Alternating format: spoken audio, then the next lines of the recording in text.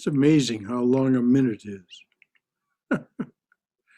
Really is amazing how long a minute is.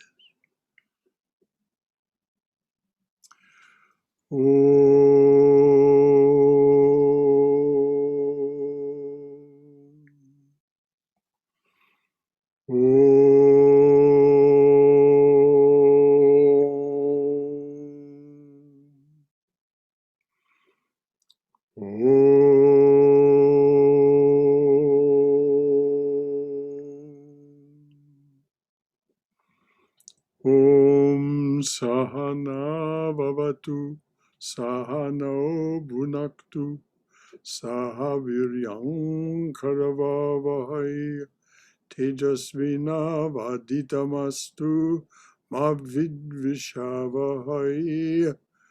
Om Shanti Shanti Shanti.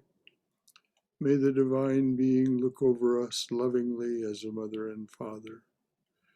May the Divine Being support and nourish us as a mother and father. May we have the strength and skill to study together the art of spirituality. May no misunderstandings arise amongst us. Om, peace, peace, peace be unto us and to all beloved beings everywhere.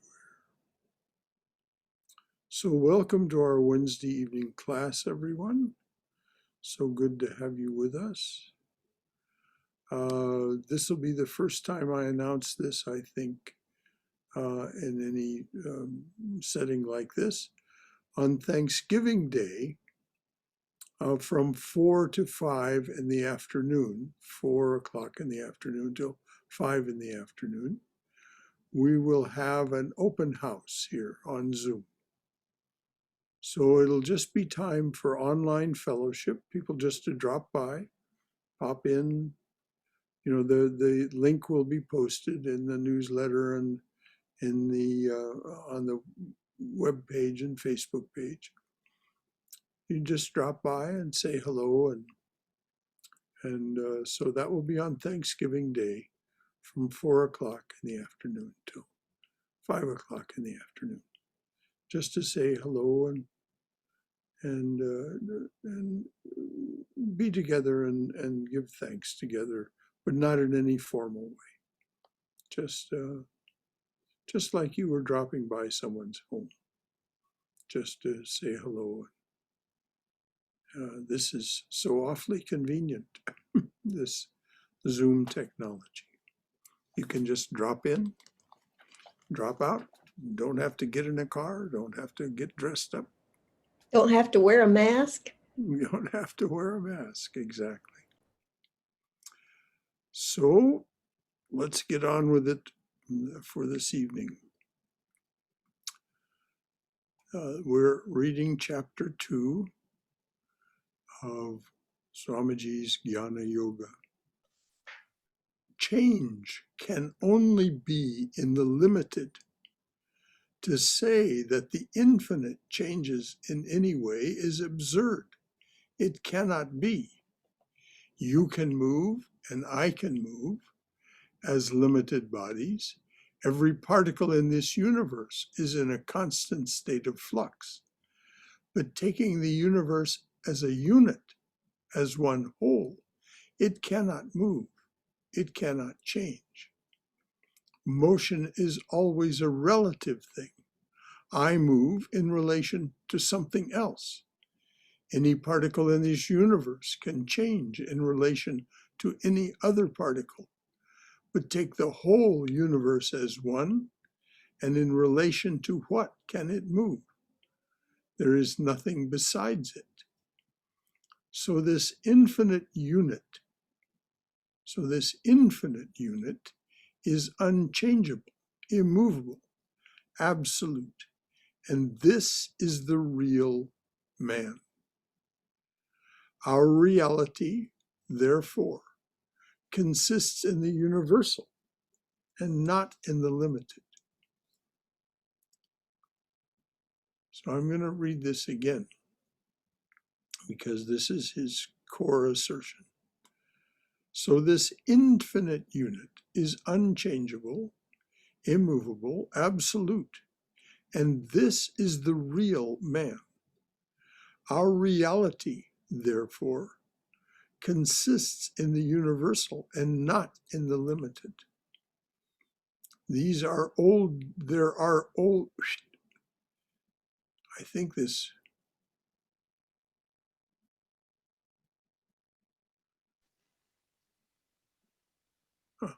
these are old delusions, however, comfortable as they are, to think we are limited beings.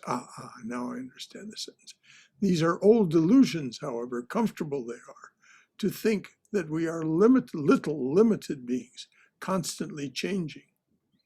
People are frightened when they are told that they are the universal being, everywhere present. Through everything you work, through every foot you move, through every lip you talk, through every heart you feel.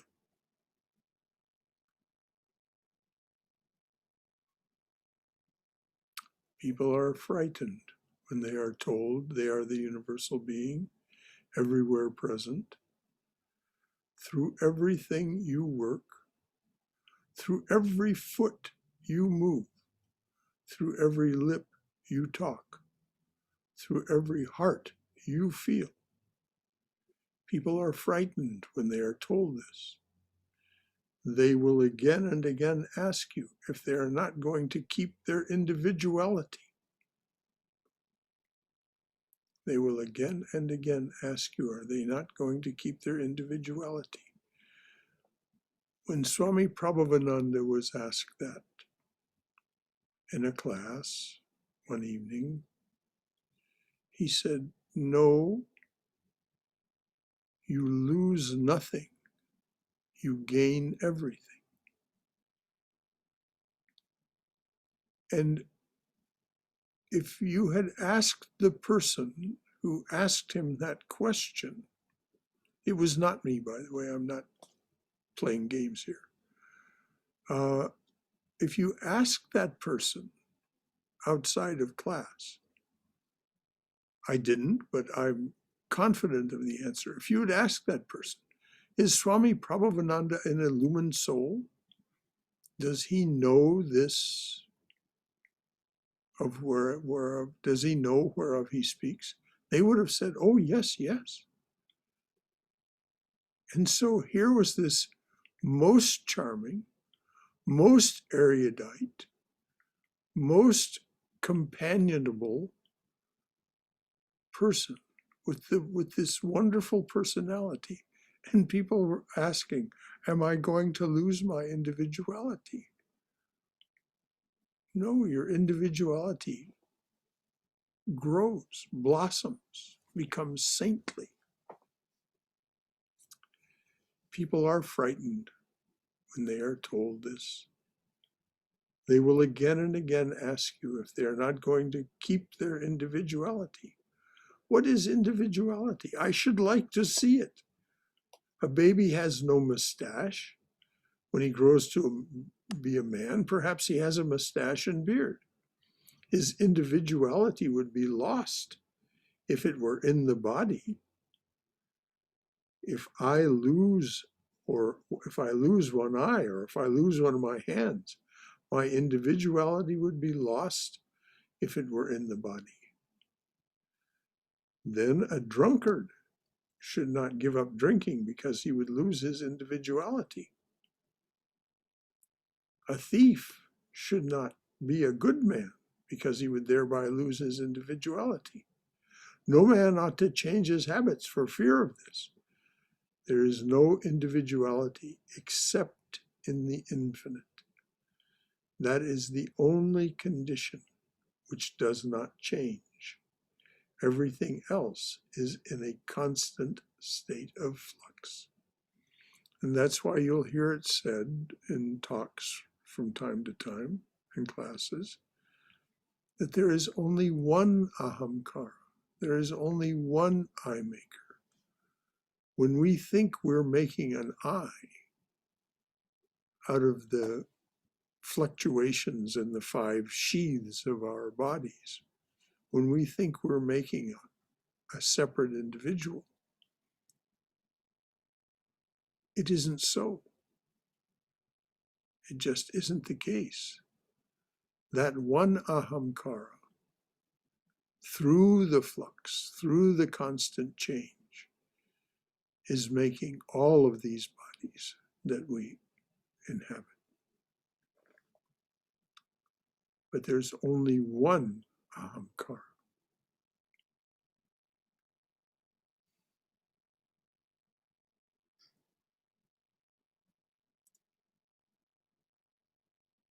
There is no individuality, that ahamkara, that one I maker. There is no individuality except in the infinite. That is the only condition which does not change. Everything else is in a constant state of flux.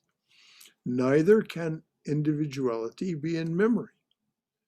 Suppose, on account of a blow to the head, I forget all about my past. Then I have lost all individuality. I am gone. I do not remember 2 or 3 years of my childhood. And if memory and existence, he's making an assertion. I do not remember 2 or 3 years of my childhood. And if memory and existence are one, then whatever I forget is gone. That part of my life which I do not remember, I did not live. That is a very narrow idea of individuality. We are not individuals yet. We are struggling toward individuality. And that is the infinite. That is the real nature of man. He alone lives, whose life is in the whole universe. And the more we concentrate our lives on limited things, the faster we go toward death. These moments alone we live. Those moments alone we live when our lives are in the universe, in others. And living this little life is death, simply death. And that is why the fear of death comes. The fear of death can only be conquered when man realizes that so long as there is one life in the universe, he is living. When he can say, I am in everything, in everybody. I am in all lives. I am the universe. Then alone comes the state of fearlessness. To talk of immortality in constantly changing things is absurd. Says an old Sanskrit philosopher, it is only spirit, it is only the spirit that is the individual, because it is infinite. No infinity can be divided. Infinity cannot be broken into pieces. Many of you know the Purna chant, Om Purnamadam, so on. No infinity can be divided. Infinity cannot be broken into pieces. It is the same one undivided unit. It is the same one undivided unit forever. And this is the individual man, the real man. The apparent man is merely a struggle to express, to manifest this individuality, which is beyond. And evolution is not in the spirit. These changes which are going on, the wicked becoming good, the animal becoming man, take them in whatever way you like, are not the spirit. They are evolution of nature and manifestation of spirit. Suppose there is a screen hiding you from me, in which there is a small Suppose there is a screen hiding you from me, in which there is a small hole through which I can see some of the faces before me, just a few faces. Now suppose the whole begins to grow larger and larger. And as it does so, more and more of the scene before me reveals itself. Now, time to listen up here, because this is a very important metaphor. Suppose there is a screen hiding you from me, in which there is a small hole through which I can see some of the faces before me, just a few faces. Now suppose the hole begins to grow larger and larger. And as it does so, more and more of the scene before me reveals itself. And when at last the whole screen has disappeared, I stand face to face with you all. You did not change at all in this case. It was the whole that was evolving, and you were gradually manifesting yourselves. So it is with the Spirit. No perfection is going to be attained.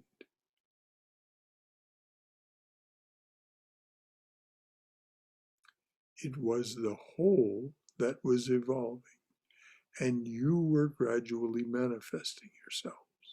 So it is with the Spirit. No perfection is going to be attained. You are already free and perfect. What are these ideas of religion and God and searching for the hereafter? Why does man look for a God? Why does man in every nation, in every state of society, want a perfect ideal somewhere, either in man or in God or elsewhere? Because that idea is within you. It was your own heart beating, and you did not know. You were mistaking it for something external. It is that God within your own self that is propelling you to seek for Him, to realize Him.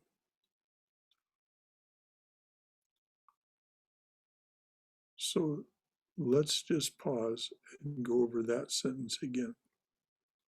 And then I'd like to take the opportunity to discuss this a little. It is the God within your own self that is propelling you to seek for Him, to realize Him. After long searches, here and there, in temples and in churches, in earths and in heavens, at last you come back, completing the circle from which you started, to your own soul, and find that He for whom you have been seeking all over the world, for whom you have been weeping and praying in churches and temples, on whom you were looking as the mystery of all mysteries, shrouded in the clouds, is nearest of the near, is your own self, the reality of your life, body, and soul. That is your own nature. Assert it, manifest it, not to become pure. You are pure already. You are not to be perfect. You are that already. Nature is that screen which is hiding the reality beyond.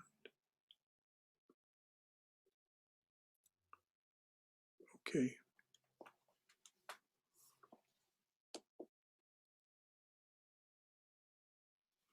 It's only 20 minutes after. We have plenty of time. How is this sounding to you? Does this seem a reality to you? Any questions or comments? Please, this is how we do this together, and how we make the whole bigger, by asking and commenting so that we hear one another. Because as the Swami just said, you are each and all that. Anything at all from anyone. Brother Shankara, Yes, Haima. Swami is slowly making us realize that everything is within us, self, the soul. So you're looking everywhere else. Why are you doing that? That is where he's leading us to. That's where he's led us to, yes. Yes, that we have been discussing all along, that everything is within our soul. Through meditation, we find our self-realization, where God is. That's what it is. Meditation is one way, One yes. way, right. Satyagraha, nididhyasana is another. Yes. Body yoga, Hatha yoga. These are to keep the body healthy. Yes, of course. Yes, it's really nice. Very nicely, he brought us to the soul, slowly leading us to our own soul. Yes. So inspiring. Yes. Yes, it is. Thank you. Brother Shankara? Yes, Swayam. I want to read about 3 or 4 sentences from the article that one of the teachers of the Vedanta Academy gave, Introduction to Ayurveda. Mm-hmm. And there's one particular word here that sort of touched me, and I'll say what it is after I read the sentences. It's the same message, just put differently. So basically, it says in this paragraph that through the logic of the Sankhya system, we see that the entire universe is a manifestation of consciousness that gradually encases itself in matter. The universe manifests in the physical plane to explore the different ideas of action and experience inherent within itself. As our awareness expands, we become capable of greater and wider experiences until we can eventually understand the universe within ourselves. Now, the word that kind of stuck me was the word explore. So, when we get sort of boggled with these differences, I think the word explore, when the universe is trying to explore itself and it has such limitless potential, so that makes the universe, I guess, manifest so many different in ways, but it's all ultimately one. And it just sort of stuck me as the word explore brought to me an understanding of why everything seems so different. Thank you. Yes to all of that you said. And it does seem to be that desire for being and doing that exploring all of what being and doing might include, that is the reason for manifestation. I mean, we can't put it into words, but that as you said, that word explore struck you. Yes, the divine exploring itself. That's what we're doing. We are that. And that's why each one of us is unique. Each one of us is infinite in our potential and infinite in our creativity, infinite in our capacity for joy and expression. All of that. Yes, indeed. Thank you, Swayam, for reading that. That was, as you said, that was directed to exactly the same point. That word, Thank you. That word exploring kind of struck me as well. Mm-hmm. Because why would the creator have a need to explore? There's no need. It's not a question of need. It's just a question of the joy of doing it. Oh, okay. That's how it's understood from here, Robert. Okay, good. That's good. That's good. I got that. Okay, good. Question. Anything? This is Katrina. Yes, Is he saying that? Is he saying that everything that I experience, of the people that I'm experiencing now, are they're me? That is a reflection of me? not the you in the limited sense of the person speaking to me, but the divine person of which the person speaking to me is a manifestation. We are not separate. We are not separate beings. So yes, everyone, everything is in fact the you of you with a capital Y. But as Katrina, the body, mind, intelligence complex, that will pass. That will go back to being stardust, of which it was made. But the experience that you have remains with you. And so that is this seeming evolution.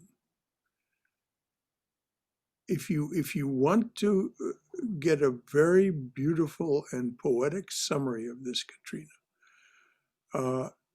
if you don't have a copy of Swami Vivekananda's complete works, just email me and I'll send you one, a PDF. And in the last 4 pages of chapter 4 of Raja Yoga, Swami Vivekananda explains what it is that this exploring is and why it's done. And it is out of the sheer love of and joy of doing it. And when it comes to an end, then our need for manifestation ends, and that which has created the experiencer returns to its source. And it can't even, return is even the wrong word. It simply becomes its source. So you stop experiencing once you've reached this state of infinitude. But it's of course extremely difficult to put into words, which is why the Swami is doing what he's doing and why we're doing what we're doing right now. We're trying to understand as best we can. But it does seem very strange to us, doesn't it? That everything and everyone, without exception, is the you of you. That's why the Swami says people get frightened when they hear that. I mean, that was his experience. He wasn't surmising that or guessing it. Okay, great. Thank you. You bet, dear. Very good question. And it's right to the point. I think one of the reasons it is so frightening is that it's so seems to be so opposite to the way we're raised as human beings to not know this or understand this, but that we are, each of us, this solitary, disconnected from each other thing that we compete with each other. We're the body and we're this earthly thing. Yeah. And so then when someone comes along like Swamiji and says these things. But it is true. It's about this, the fear of death can only be conquered when man realizes that so long as there is one life in this universe, he is living, meaning as long as there is life manifested at all, your body can come and go, But but life itself. but the you of you is is still there. And I never heard until I came upon these teachings, and maybe it's just a cultural thing. I'd never heard the phrase "drop the body" for Mhm, dying. mhm. What we talk about is dying, but it really makes sense because it's like, bless you again.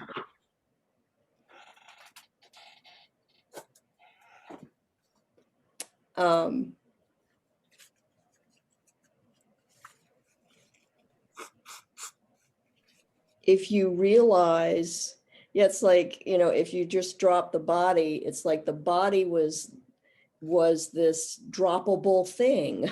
Yeah, right. It was like really like taking off a coat that you don't need anymore. And Swami Yogatmananda, if you remember one time when he came here, or actually more than once, he mentioned it twice as I remember. He said, the body's like an airplane seat.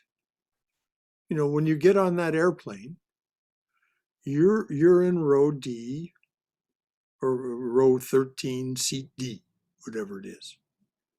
That's your seat. And for the length of the ride of the airplane that you're on, flying from Providence to Atlanta, that's your seat. But then when you get off the plane, it's no longer your seat.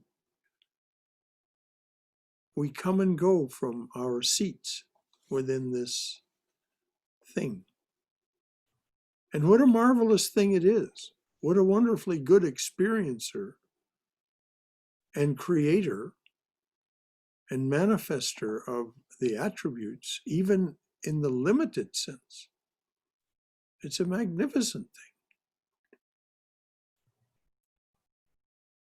I mean, we have Robert Ayres with us this evening. Robert is a transcendentally wonderful pianist. But he'll tell you that when he's at his best as a pianist, he's forgotten all about Robert Ayres. Robert Ayres is just this channel through which this music is flowing. He and I have had that conversation. So, and he's nodding his head as we speak. So it's the being and doing. That's why we're doing this. That's why we're in these suits. Mother makes them so that we can share her exuberant life with her.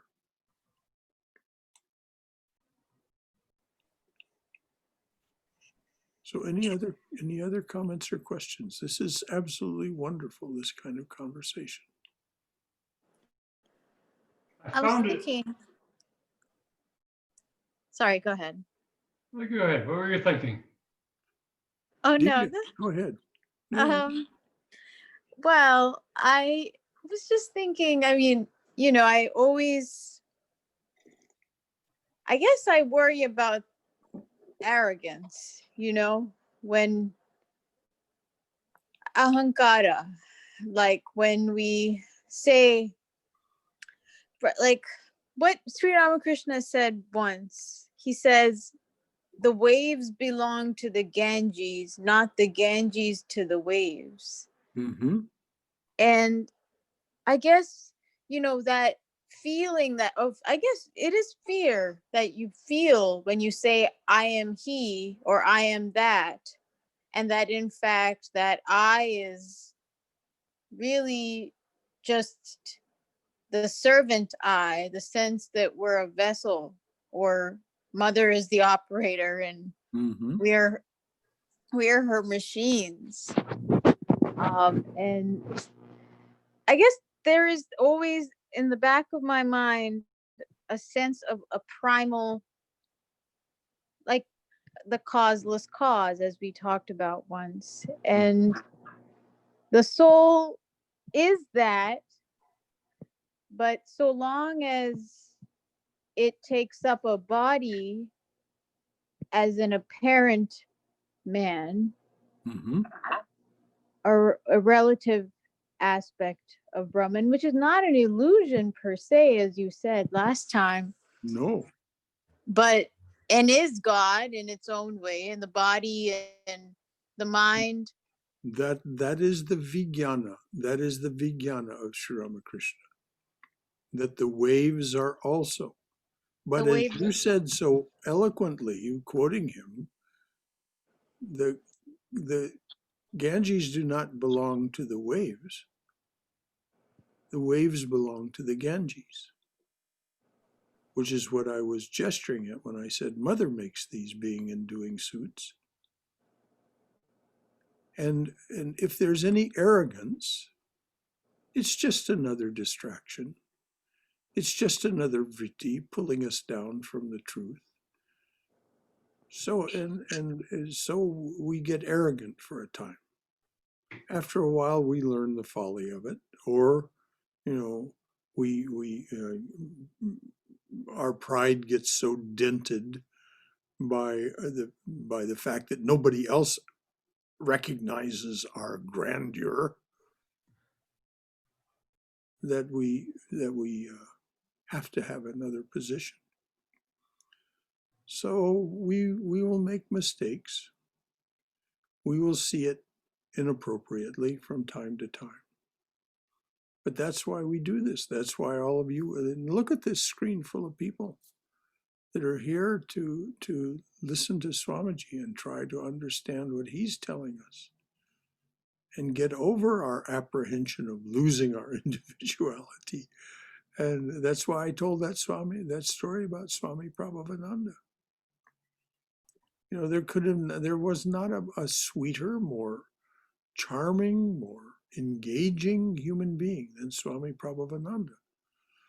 So when he said, you lose nothing, you gain everything, you see, there it was manifest in front of you. So thank you, Divya. Anything else? No. Thank you, Brother Shankar. So Brahmadas, what were you going to say? Yeah, to elaborate a little on what Devi said about the arrogance, we're told we should be humble, yet we're also told to be self-confident. And I sometimes have struggled to reconcile the two. Well, not only self-confident, but self-determined. Right. But humility is the recognition. It's said so well in Chaitanya's prayer. O my mind, be humbler than a blade of grass. Be patient and forbearing like the tree. Take no honor to thyself. Give honor to all. Chant unceasingly the name of the Lord. So this is the first instructions that the self gives to itself after it is admitted how wretched that being is because it has no devotion to reality. So how huge then is my wretchedness, who find in this empty life and heart no devotion to thy name, which is the reality in the form of sound, Shabda Brahman. So, but it is better, and Vivekananda is absolutely triple underline clear about this. It's far better to err on the side of self-confidence and self-determination than to sit in a corner and just wonder at it and not explore, as Cindy said, use that beautiful word. So it was, no, it was Swayam that said it. Swayam. So, I mean, it's the same sort of, I guess, the struggle, because it is our over identification with the individual self, this body mind complex, that's the point of constriction, which is coming in the way of us expanding beyond. Yes, well, we're in love with our distractions. Right. At the same time, we struggle. If we want to get over the constriction, we have to overcome that. Yes, but not beat yourself up about it. Not think, oh, I'm doing wrong here. I'm being bad and wrong. As the Swami points out, there's nothing to be attained. You are already perfect. You are already pure. It's only to recognize it. How to recognize it? Stop our entrancement with our distractions. When we, even for a moment, we are free of those distractions, bliss manifests itself. That's just the very surface of the reality is bliss. Satchidananda, bliss. So what is also manifesting in that time when we're in, for those moments, or that even that brief moment, free of our distractions, the existence and knowledge that is part of that definition of the reality is also manifesting. We sense the bliss, but something in us has changed also, because we have a greater understanding, visceral, not intellectual understanding, heart understanding of what existence and knowledge actually means. We all know it. That's what Swami Prabhavananda says. The reason we're happy when we satisfy even a worldly desire is because for that moment the mind becomes calm. It's satisfied in that moment. And so what happens? Happiness emerges. We're happy in that moment. And then the mind gets restless again and fixes itself on some other distraction or desire. And then we're unhappy again. But the fact is, our nature is that which is behind the vrittis. Remember, vritti means whirlpool. It's pulling us down. Each feeling, thought, perception is pulling us down from the reality, unless it's a feeling, thought, or perception like the ones we're collecting tonight. And don't think these don't have a very positive effect on us.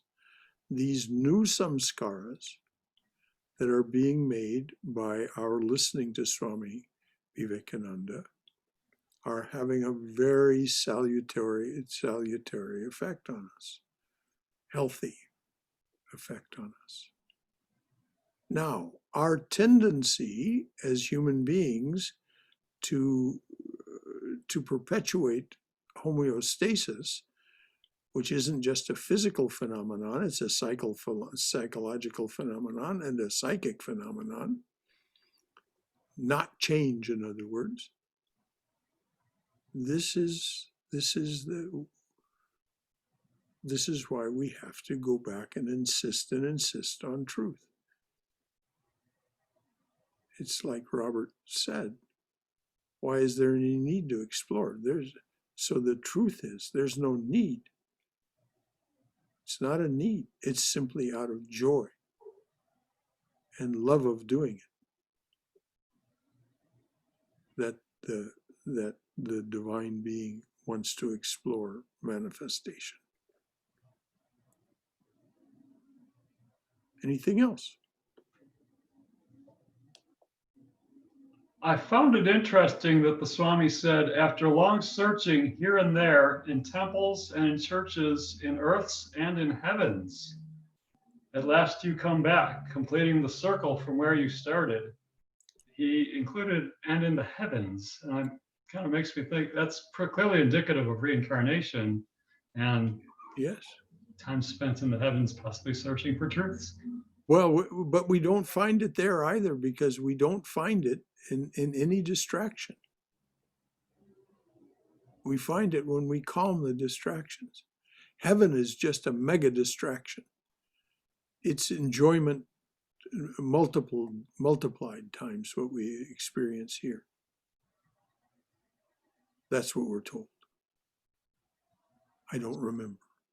I don't remember that either, but I guess it would be very hard to do spiritual soul searching in the heavens because you're having so much fun. You're just Exactly. Exactly. So that's why we have this life of samsara, so that we question.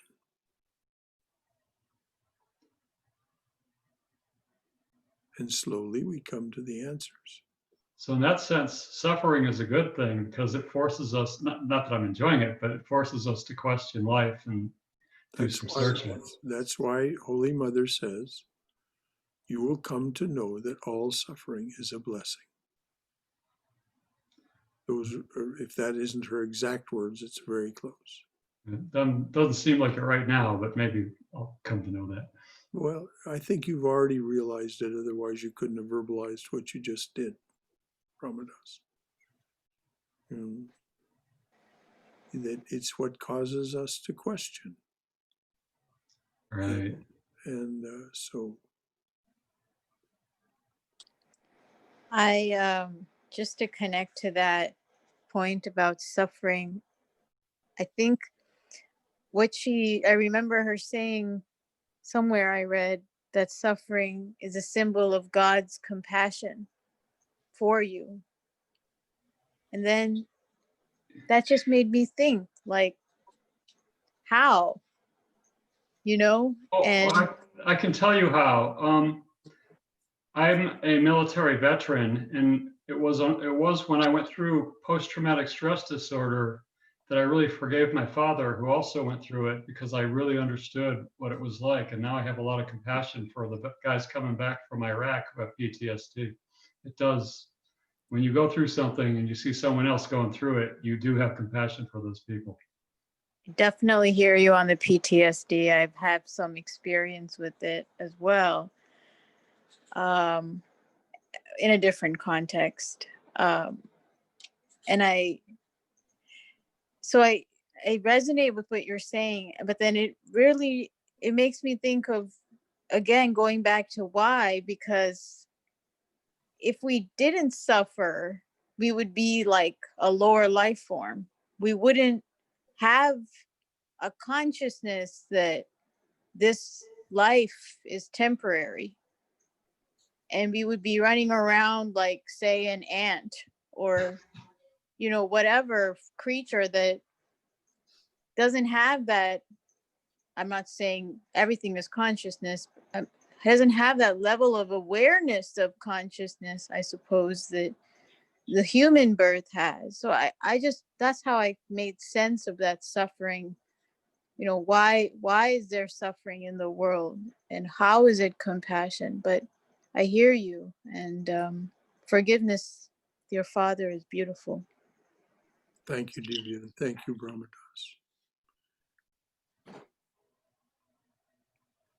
Nature is like that screen which is hiding the reality beyond.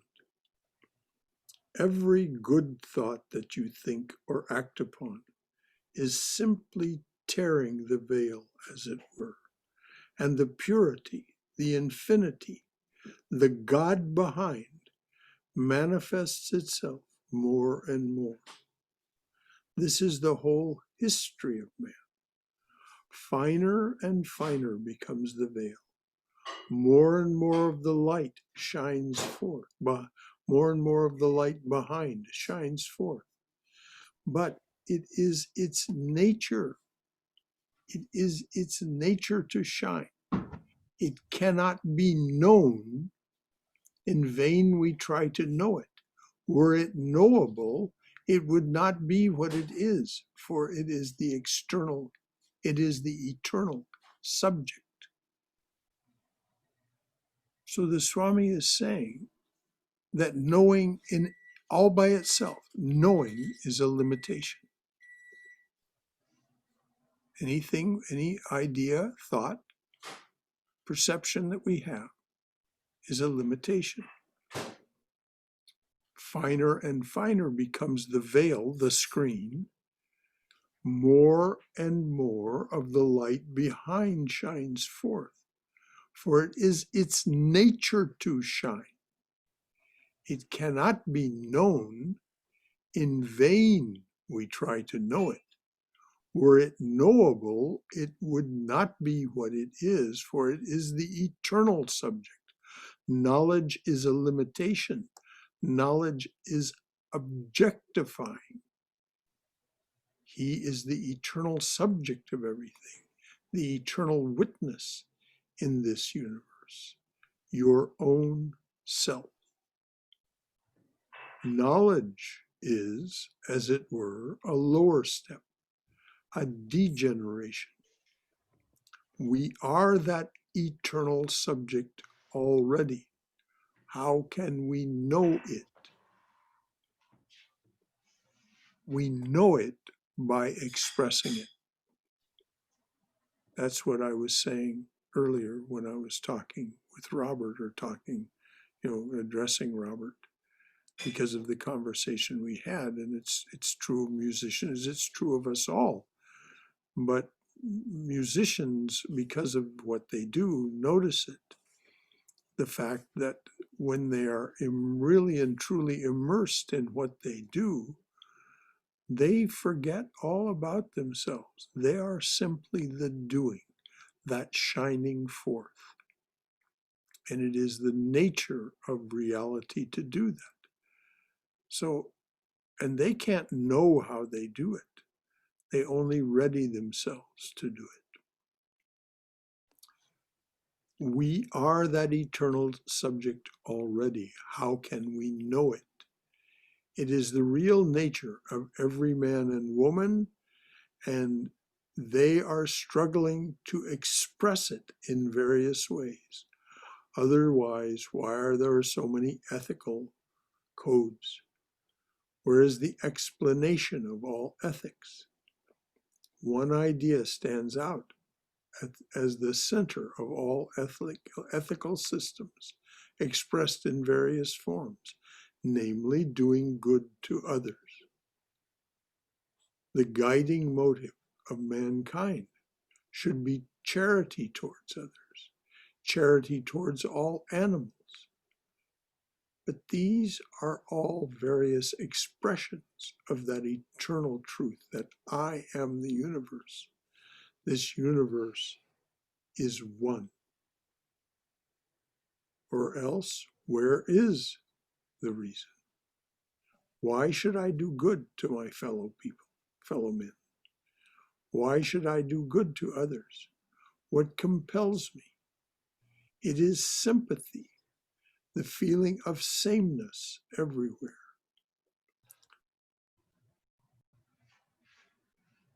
And then the Swami says something that may seem strange to us. The hardest hearts feel sympathy for other beings sometimes. Even the man who gets frightened if he is told that this assumed individuality is really a delusion, that it is ignoble to try to cling to this apparent individuality. That very man will tell you that extreme self-abnegation is the center of all morality. And what is perfect self-abnegation? It means the abnegation of this apparent self, the abnegation of all selfishness, the idea of I and mine.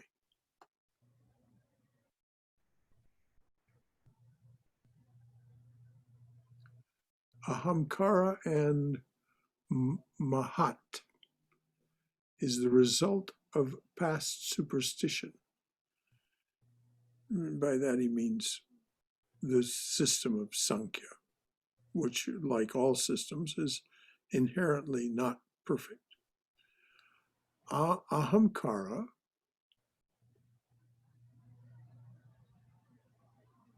So if you remember in Sankhya, the degeneration, as the Swami has called it, of the perfection into manifestation starts with Mahat, the great cause. Then comes Buddhi. Now, at this point in manifestation, Buddhi is simply the ability of that which is manifesting, that great cause, to discern one thing from another. Before, there was only unity. There was no thingness. There was only one. Now there begins to be many. And so the first thing that consciousness does is begin to be aware of this manyness and be able to tell this is this and this is that. Then comes the sense of who is seeing this is this and that is that. And this is the eye maker. This is the ahamkara. Oh. And as it goes on, then it develops all of these other attributes, the 5 organs of action, the 5 organs of perception. And by the time it's all done, when there's the 3 gunas and this and that, and the subtle and the gross, and by the time it's all finished, there are 24 cosmic principles that underlie what we are experiencing according to the Sankhya formulation. And if you study Sankhya, you'll find that it's just as complicated as modern chemistry and physics. It is a left mind expression of a right mind insight of the one becoming many. And Krishna says in the Gita that he himself is the one who, and in the form of Kapila, authored Sankhya. Now the Swami is calling it a superstition because it is not the most accurate description from the Swami's point of view. So this idea of me and mine, ahamkara and mahat, is the result of past superstition. And the more this present self, wait a minute, ahamkara and mahat is the result of past superstition. And the more this present self pastes away, Passes. It says pastes here, I'm sorry. The more this present self passes away, the more the real self becomes manifest. This is true self-abnegation, the center, the basis, the gist of all moral teaching. And whether man knows it or not, the whole world is slowly going toward it, practicing it more or less. And if you remember, that was the lead paragraph of this talk that was given last Sunday. I will tell you a secret. It's this is the secret.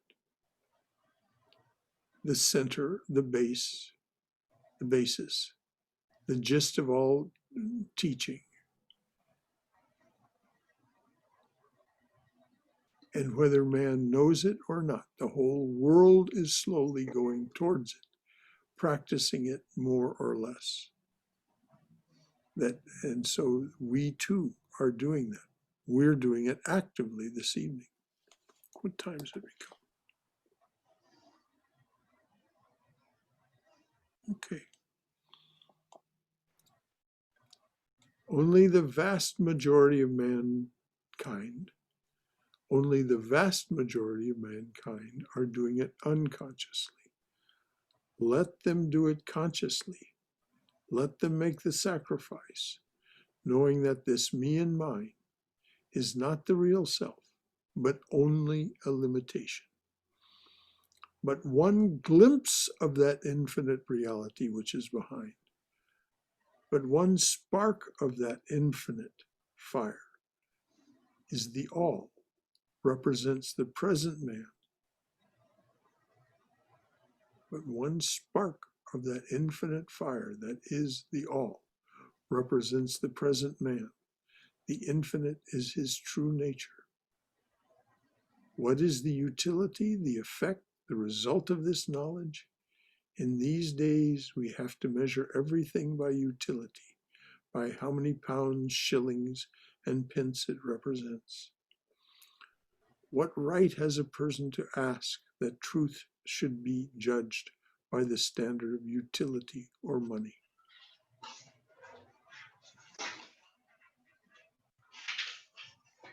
So it's after 9 o'clock.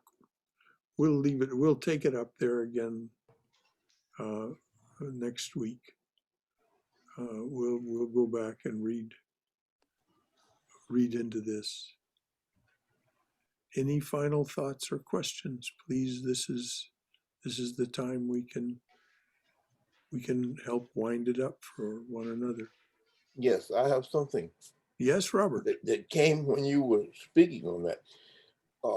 It's a parallel for a musician, for whatever else. It takes a wide variety. It's with a musician, it takes, if he's playing something that he knows, then it's just a parrot-like repetition. You're just going through it, blah, blah, blah, blah. If, on the other hand, it's something happens that's creative in his mind, it takes courage to go out there because you're venturing out there into this unknown. Mm-hmm. And that's if you believe that you're doing it. But if you recognize that you are not doing it, then it doesn't take any courage to go out there because you know that the Creator is doing it and he's sending you there. Yes, very well said. So you just go. And when that happens, it's like the musicians call it in a zone, Mm-hmm. where everything is just happening, and it's happening exactly like it should. Mm-hmm. Athletes call it in the zone too. Yeah, it's true. Athletes have that same experience. Yeah. And that happens not only with musicians, it happens with, like you said, athletes, it happens with everybody. It happens with you, I'm sure, when you're speaking to us. You, at some point, you have to go into an area where you are not really confident, but you were there. And now you got to be in one of those positions. You got to have the courage to do it if you think you're doing it, or you got to have the belief if you recognize that you're not doing it. By the grace, yes, by the grace, Robert, you're quite right. Or it's something that you have studied and you know it, and you just repeating it back to us like a parrot. Hopefully not. I think but there's a time for that too, because Well, you have done that research in the past, that have put you in a position that you're capable of doing that. Yeah. And be on point. Absolutely. Namaste everybody, Brother Shankara. I would like to add what Robert said. Indian classical music, you spontaneously compose everything. And like you said just now, your last sentence is that your practice brings you there. So they practice and practice and practice so much that it becomes a part of you. And so you just spontaneously play. That's what that's how Indian classical music works. Mm-hmm. Yes, you float in between the rag, they say. Like Correct. you don't, Yeah. it's you sort of hover in between the notes, sort of like jazz. Very like jazz. Ravi Shankar was very clear about that. Yes. What the parallels are with jazz. I think of the music of Alice Coltrane, for example, and she studied with Swami Sachidananda, I think. Mm-hmm. Yes, indeed. And her music is incredible. Yes. And it, her album Journey to Sachidananda is it's so beautiful how it brings together jazz and the Indian classical tradition. Mm-hmm. And Hinduism and the African American spiritual tradition, as it were. And the Native American. She doesn't talk about it much, but her Native American name is Red Dawn. Wow. And so she also brings that, which is, again, as Shailesh was pointing out, the whole, if you have ever watched Native American dancers, the whole idea is you take the form and then you become spontaneous. And it, as you have beautifully said, Divya, you somehow hover. The divine presence somehow hovers between unmanifest and manifest, and witnesses it happening. Yes. I think sometimes during meditation, you can be in the zone as well. Oh, yes.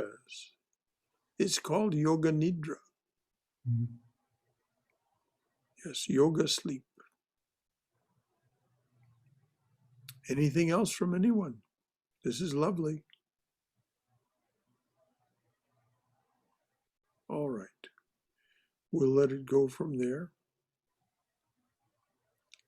How great was thy sacrifice, freely choosing thy birth in this prison, our iron age, to unchain us and set us free.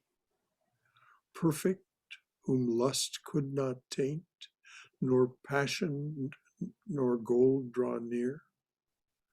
O Master of all who renounce, fill our hearts full of love for thee. Thou hast finished with fear and with doubt, standing firm in the vision of God, refuge to all who have cast fame, fortune, and friends away. Without question thou shelterest us, and the world's great sea in its wrath seems shrunk to the puddle that fills a hoofprint in the clay. Speech cannot hold thee, nor mind, yet without thee we think not nor speak. Love, who art partial to none, we are equal before thy sight. Taker away of our pain, we salute thee, though we are blind. Come to the heart's dark cave and illumine, thou light of the light.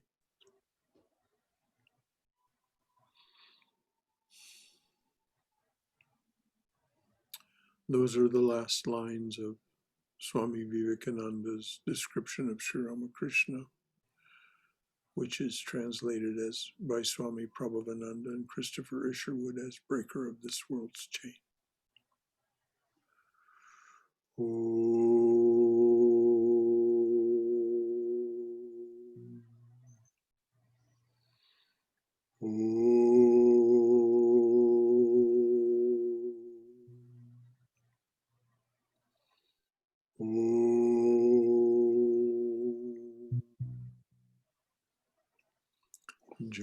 Shri Guru Maharaj Ji Ki Jai. Durga, Durga, Durga. May you be safe. May you be healthy. May you be cheerful. May you have peace of mind. Go in Mother's loving and protective embrace. Good night, everyone. Right. Until Saturday morning, for those of you who join us for that class. And then this next Sunday's talk will be giving thanks. Obviously in the spirit of Thanksgiving. But it has some surprises. So good night, all. Thank Good you. night. Good night, everybody. Night, everyone. Good night. Good night, everyone. Good night. Good night. Hari Om. Hari Om, Hari Om. Good night.